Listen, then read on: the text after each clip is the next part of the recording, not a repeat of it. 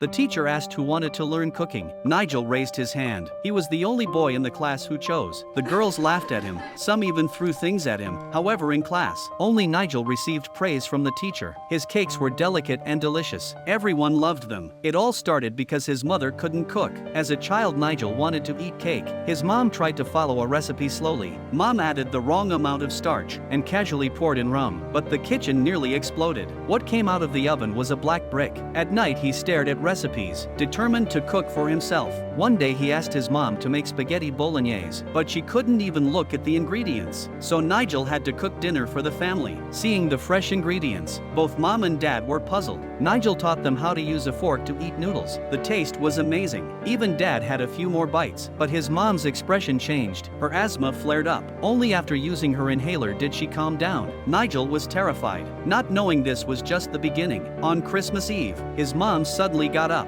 and asked Nigel to make pies with her. They rolled out the dough together, cut out shapes with a mold. Everything was ready, but they couldn't find the jam. Mom said they could buy it tomorrow, but Nigel didn't want to wait because he realized his mom was about to leave him. That night, dad knelt beside him crying. Mom had left them forever. After that, Nigel chewed toast remembering his mom, but not long after, a woman entered their lives. The new nanny was rude, completely unlike his elegant mother, but dad looked at her differently. He depended on her more and more. Nigel could do nothing except secretly open mom's wardrobe at night, holding her dress, remembering that familiar and distant scent. Soon after, dad moved out of that memory-filled home. The nanny officially became his stepmother. Every day the stepmother tried different recipes, making exquisite dishes, winning over dad's stomach. Soon she became the queen of the house. One evening after dinner, the stepmother was about to serve dessert. Nigel took out the scones he had made at school. Dad took a bite and was very surprised. He praised Nigel for getting better at cooking.